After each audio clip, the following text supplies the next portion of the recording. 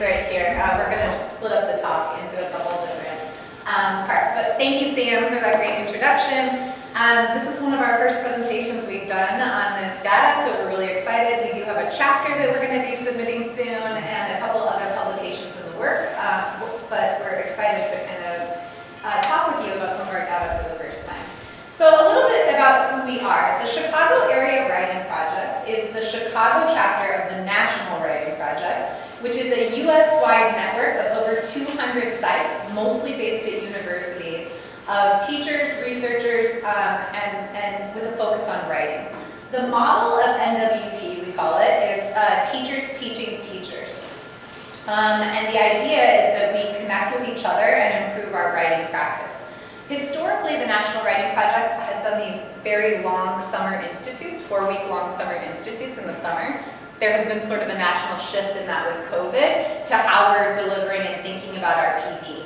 And so some of this work, much of this work was virtual in this PD format that we did. The UIC, our section is called Chicago Area Writing Project. You may hear us call it COP as we talk. That's sort of how we refer to the Chicago Area Writing Project. We were founded in 1979, and we've served 21,000 Chicago area teachers since then. A central stand of COP's work is to harness the potential of writing to foster critical thinking and clear communication that can have local impact, not just for students, but also for teachers. We think about how the English language arts can help us to critique sources of information, to comprehend various perspectives, to create alternative discourses, and to generate possibilities for hope and action. The National Writing Project has been thinking a lot about writing for civic engagement over the last 5 or so years, and they've done a lot of work with both children and teachers on this topic. So this is the problem that we sort of situate this project in. Teaching is a female-dominated profession. It's underpaid and undervalued. Teachers often feel a lack of voice and self-determination and feel disrespected by public officials and the media. Furthermore, most of the commentary forums that drive public policy are led 80 to 90% by men. So simply put, we need more educators, especially women and people of color, serving as thought leaders in civic discourse about education.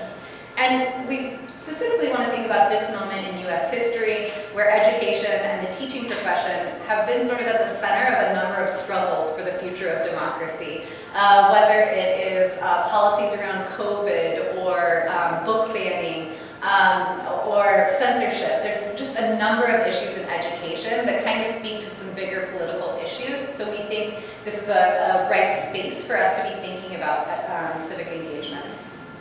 So, and a lot of work focuses on teaching kids about civic engagement. There's less about educators themselves engaging in civic engagement.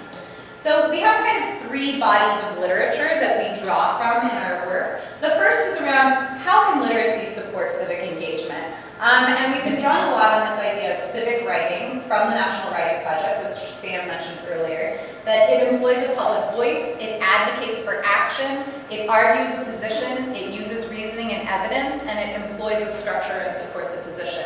If you know much about writing, that sounds a lot like argument writing. And we're thinking a lot about argument writing as a form of moral or civic thinking, but we've also been pushing in our group to think beyond argument writing. How might creative writing, how might poetry, how might other forms of writing matter in civic discourse, and is it as compelling as argument writing is to folks? So we're thinking a lot about different kinds of writing and if and how they might matter in civic engagement. A lot of research, as I mentioned, is sort of about the role teachers play in teaching civic engagement, and there has been a lot of research that teachers play a key role in the kinds of topics that students take up in their writing, as well as the different approaches they take to their writing. And there are some key differences in argumentation that emerge between youth across different socioeconomic status. So we're not going to get real deep into argument writing here, but there's some really interesting things to explore around argument writing, who finds what compelling, why, etc., that we're thinking about. The next body of literature that we situate our work in is teacher writing and agency. There's a lot of research on teacher writers that shows that writing can be transformational to teachers, but also that there's many tensions that teachers experience around writing and especially taking their writing public.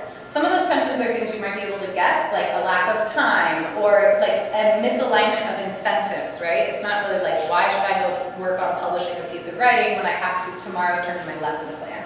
But other things are about worry of increased scrutinization from administration or from the district. There's also, again, teachers, we felt this in our group a lot, sometimes don't feel expert enough to talk about different topics in an expert sort of way. So we are interested in all these sorts of things, and specifically if gathering together to do civically engaged writing might make teachers feel more agency to be able to participate in civic discourse about education.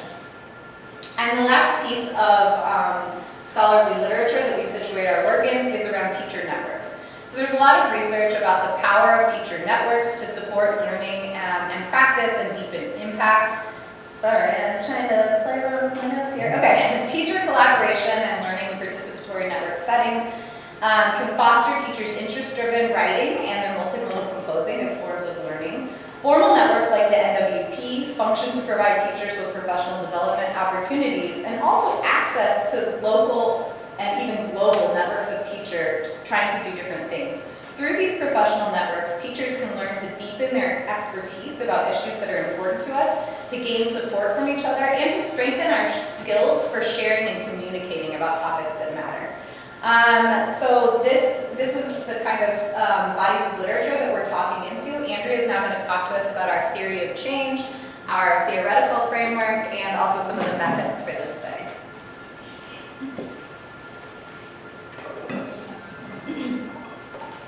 So when we think about the theory of change, or how we think that change can happen through, teachers writing for civic engagement, I want to share with you that we partnered for this project with the Op-Ed Project, which is an organization dedicated to elevating the voices of underrepresented populations in larger national conversations on current events. And we partnered with them in order to help the teachers who participated in our group to learn more and feel more comfortable with the op-ed writing process.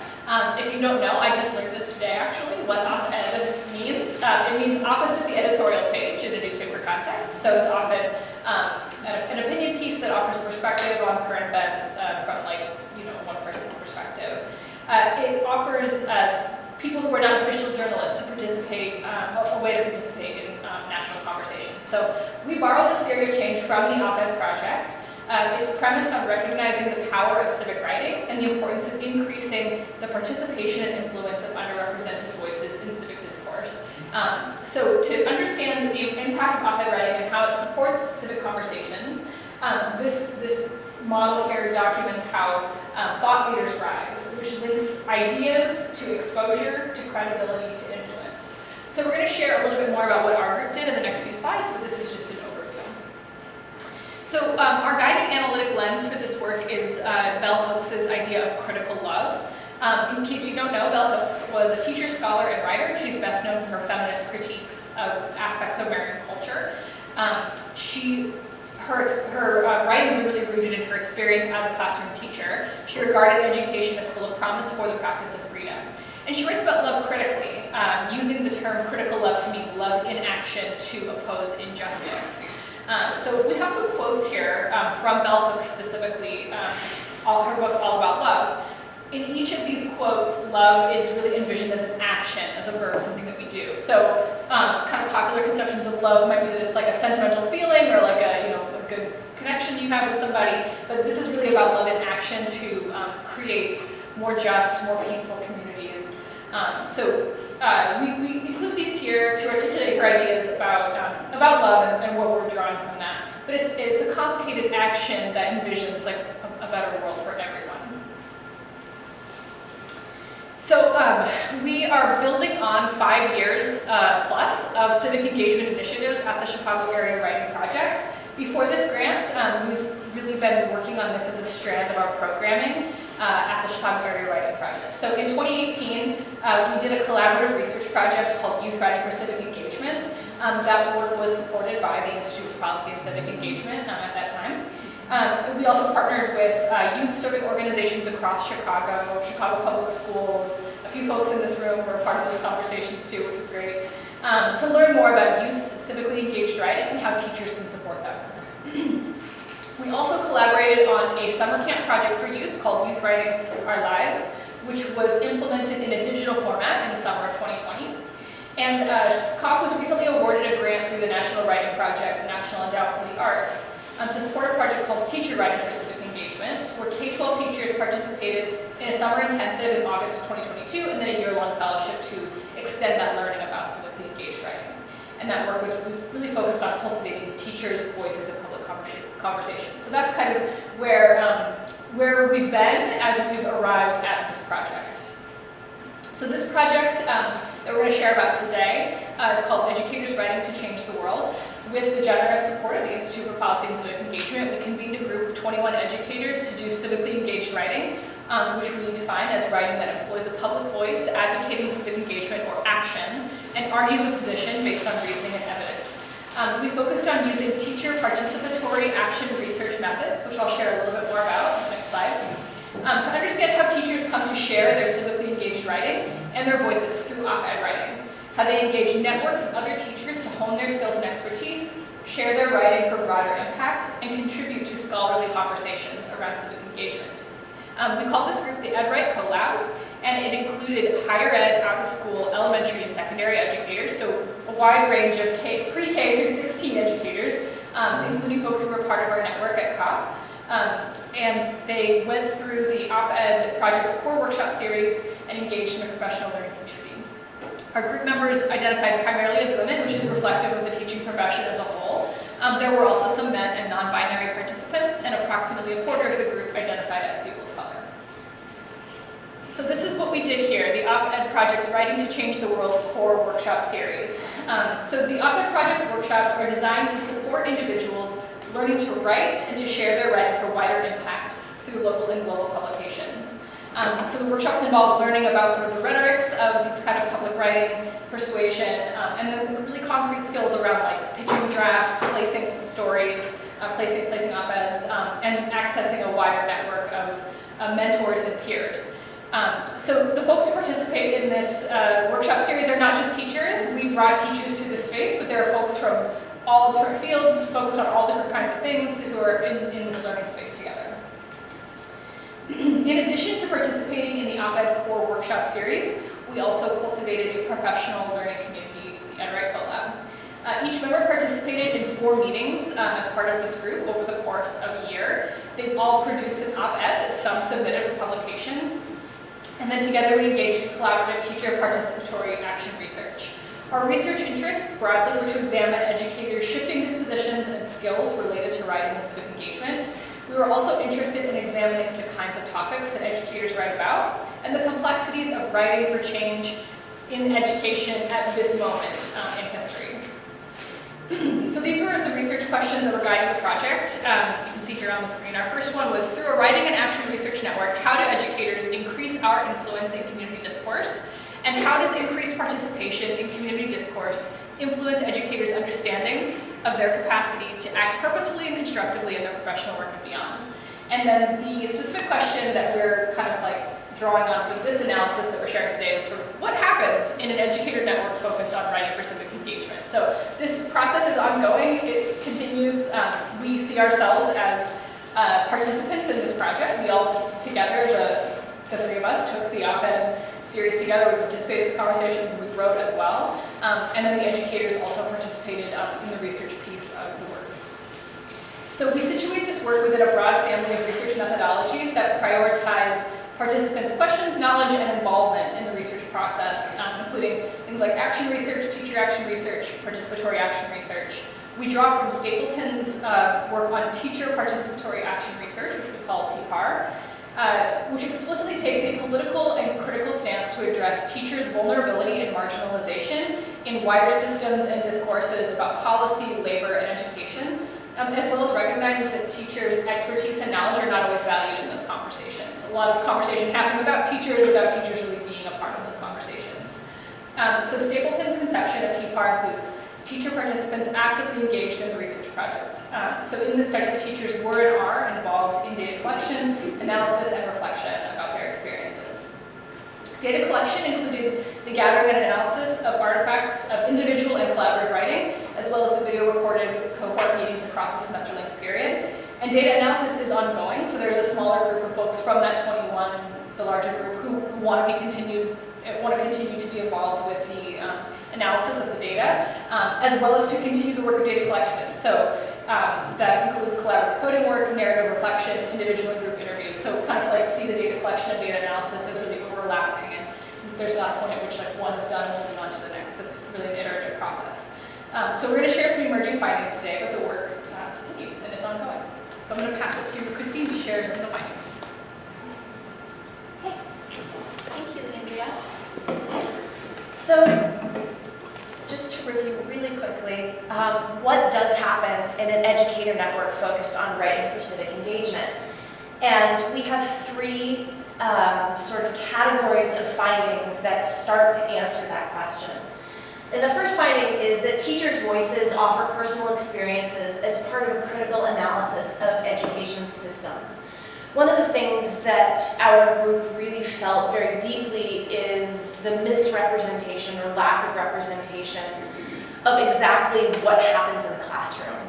You don't really see that discussed very often.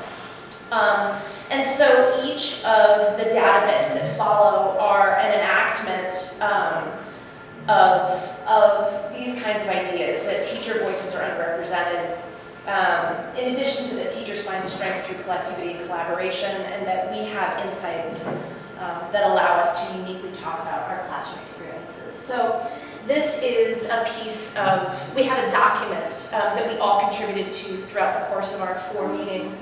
And this is a clip from a high school teacher who talks about the unbelievable pressures on her time in her, what should be a free period. And she's racing around for evaluations and LMSs in Canvas, attendance on Skyward, Google Slides in Canvas, this sort of chaos, to say nothing about the students that she's or he is teaching. This is another clip from a high school English teacher in our collective writing document. Again, speaking to a day in the life, which isn't often in mainstream media. You see a lot of kind of silliness on TikTok and Instagram of teachers poking fun at what their days are like. But that doesn't necessarily show up in a lot of our serious conversations on education. The New York Times published an op-doc not long ago, which is a video opinion piece. And in the video, the teachers they interview are crying throughout the piece. And at the end of the report, both of the reporters working on it said, well, things are far worse than we ever imagined. And that was the end. And so, that doesn't get us all that far. This particular piece of data speaks to the politics that exert pressure on all of our classrooms. PSTA's pre-service teachers loved the book, but almost all expressed hesitancy about reading it in their classrooms. Teachers now, in addition to considering the interests of their students, have to decide if what they're teaching is legal or not. Which is terrifying. This long clip, which I love, yep, it looks like it's big enough to read, is again from a high school English teacher and a friend I called, this side comment. But throughout the course of our collaborative documents, we would leave messages for each other, and all of them are of support and agreement and confirmation and validation. And in this particular piece from a woman named Melina, you can see the influences of the socio-political context play out in different ways. She's planning lessons around Dr. Muhammad's framework for teaching with joy and honoring histories, and students say that it's boring, but that pressure with the College Board needs and this smash up of demands and concerns and time constraints. And Ashley Stanley saying yes to all of this. Yes, I hear you, I see you, I do this too. Again, undercover teaching was something we discussed as a group frequently. And that is that, you have to teach where your students are. Our classrooms are a place of triage these days. And so ignoring student need is impossible. At the same time, the official curriculum does not offer time and resources to support what it is our children need, so we go undercover. And again, these aren't the kinds of ideas and nuances and sensitivities that we often read about in our national dialogues. You know, there's a lot of blame, there's a lot of sort of, you know, kind of deprofessionalization of teachers. And so joining our voices together was strengthening and safe, I think, for a lot of us. Our finding two, gathering and writing communities is in fact empowering for a lot of us who felt a great deal of trepidation about taking our writing public. The op-ed form requires a pace and an urgency to capitalize on issues of the day. Putting our words out there is a frightening thing, both in terms of our admins seeing what we really think, all of these kind of things. But we did have a lot of success doing it. And this slide speaks to the outlets where our work appeared. So we are handing out a series of writings that are produced. Some of them are published, some of them are not. But we chose them for a variety of reasons, one of which is to represent the scope of topics that we were and continue to be concerned about. So we thought what might be nice, useful, interesting, is for you to take a look at these pieces and maybe turn and talk to a neighbor. Classic classroom technique for all of us who are there, turn and talk.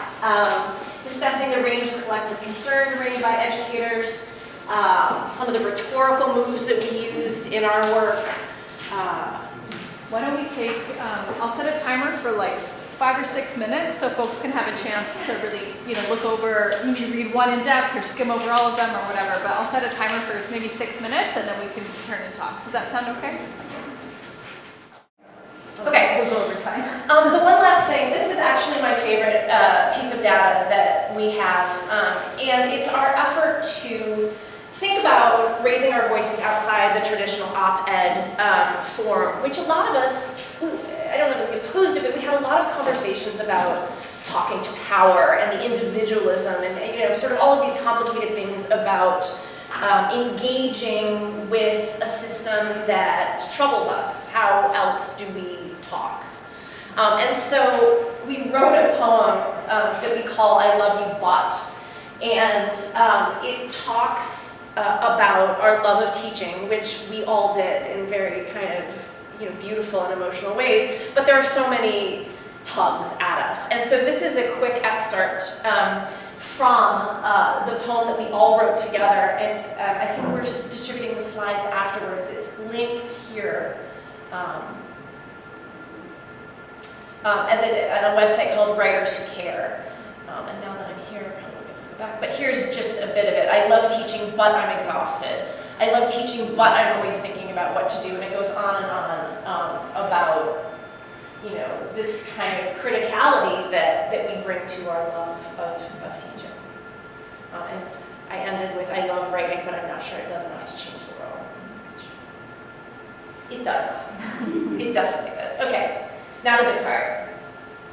The last thing is a discussion among all of us that, you know,